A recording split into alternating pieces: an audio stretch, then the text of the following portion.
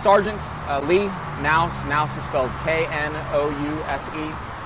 I am here on behalf of the Public Information Office, here today to talk about a call that happened at 42 in the 4200 block of South IH-35, which is the motel behind me.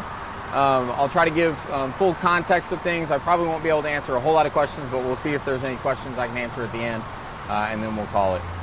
Today at about 12:07 p.m., the Austin Police Department received a call of a criminal trespass of a subject in a hotel room.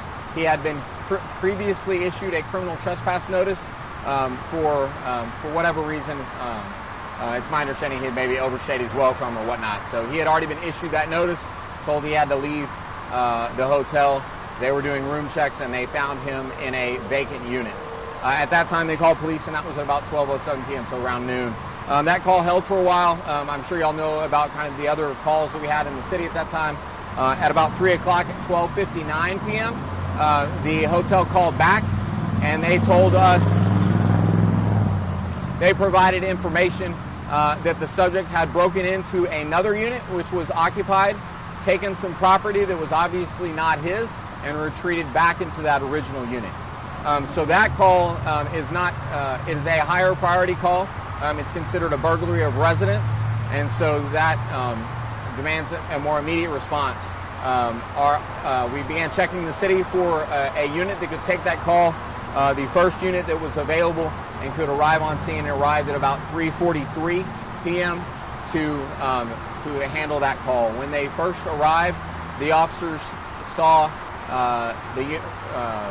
the door open to the unit in question, attempted to make contact with the subject that was in that unit, and the subject shut the door and refused to come out.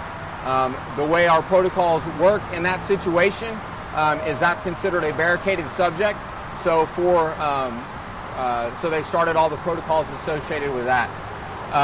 The subject continued to refuse to exit the residence, even after being requested to do so through hailing and requesting and trying to call the unit and all the various things we do in those situations. As a result of that, our SWAT team was contacted and arrived on scene. They employed various tactics to try to get the subject to vacate the unit. He eventually did exit the unit, and at about 6:05, 6:07, the subject was taken into custody. He is going to be charged with a burglary of residence and some other charges that I'm not privy to right now. The investigation is ongoing, but at least that burglary of residence, which is a felony. The subject is described as a Hispanic male, about 40 years of age.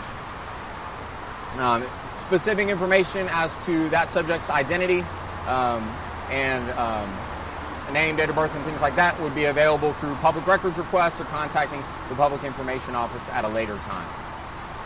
Are there questions, things I need to cover? So this subject was like a paying customer, and then when it came time for him to go, he just didn't want to leave. Is that the scenario? At some point, not today. It's my understanding that criminal trespass notice happened a previous day or days. I don't have the information readily at hand, but he was a subject they had previously issued and said, "Hey, sir, you can't be here. You haven't paid," and then he left. He came back today, and this was a totally new, totally separate incident.